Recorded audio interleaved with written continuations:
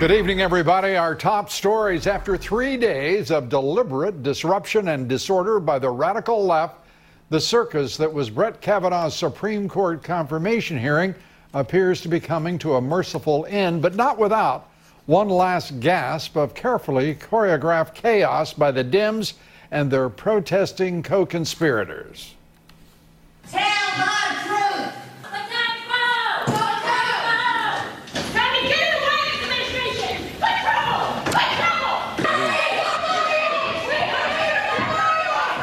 And so it went, and went, and went again. We take up the outrageous behavior of the Supreme Court nomination process and those desperate Dems in the Senate hearing. Congressman Matt Gaetz and Todd Rokita join us here tonight. President Trump on his way to Montana to throw his support behind Republican Matt Rosendale, who's looking to oust left-wing John Tester in the Senate. The president rallying the base as the national left-wing media and their anonymous allies in the deep state are waging an all-out war against this president. We'll discuss the cowardly efforts to subvert the president. Victoria Tensing joins us, as does James Freeman of the Wall Street Journal. Also tonight, Nike taking another nosedive, making anti-American activist Colin Kaepernick the front for all of those shoes they make. Their spokesman. We have the new devastating evidence of what is a huge backlash against the oh-so-clever marketeers at Nike. Our top story tonight, our long national nightmare of 3 days of Senate hearings for the Supreme Court nominee Judge Brett Kavanaugh ending tonight. The Senate Judiciary hearings have been more about confrontation than confirmation. The Dems and their leftist protesters in concert have done their very worst trying to disrupt and delay the hearings. And the Republicans, led by Committee Chairman Chuck Grassley, have been patient throughout, or perhaps too patient in the view of many who've watched the poorly prepared, vicious demeanor of protesters and Dem senators alike. Now there's the not insignificant challenge of confirming Judge Kavanaugh. The Republicans are confident they have the votes.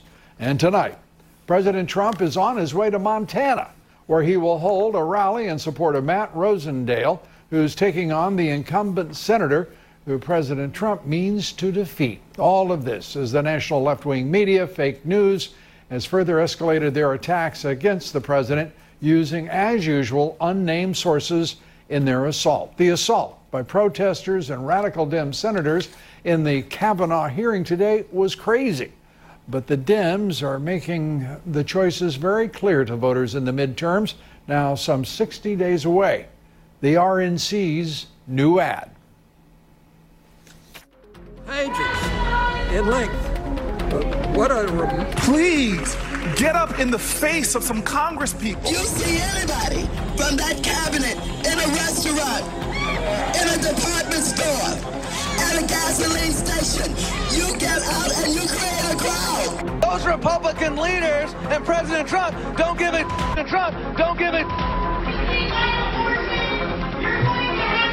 I just don't even know why there aren't uprisings all over the country.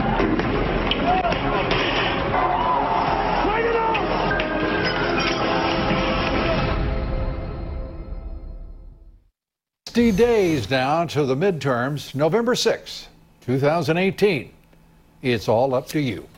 Our first guest tonight to take up the anger, the hate, the desperation of Dems in the Kavanaugh hearing and the new call for President Trump to declassify and release the Carter Page FISA application documents. Joining us tonight, Congressman Matt Gaetz. He's been at the forefront of the battle to expose corruption at the highest levels of both the Justice Department and the FBI. The congressman serves on a number of very important committees, including Judiciary, the Budget, and Armed Services committees. Good to have you with us. Congressman, let's start with these hearings for a justice to sit on the Supreme Court. The Dems' behavior, I have seen some ugly hearings. The Democrats look absolutely berserk.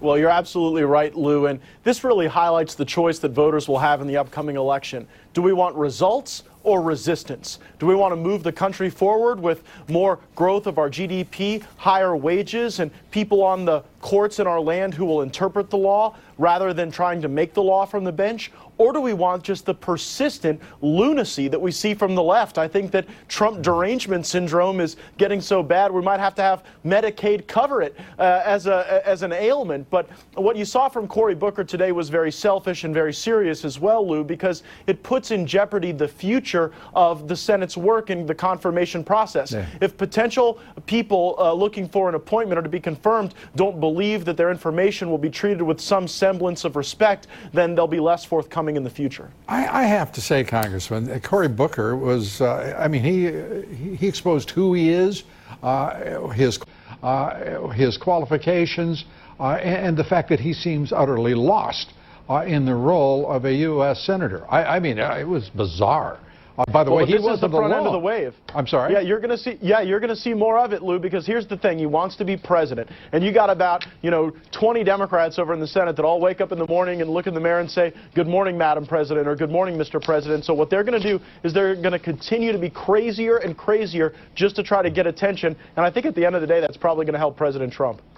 Let me turn to that very issue. The president right now, you and 11 other congressmen making it very clear that you want the president to declassify the Carter Page FISA application documents.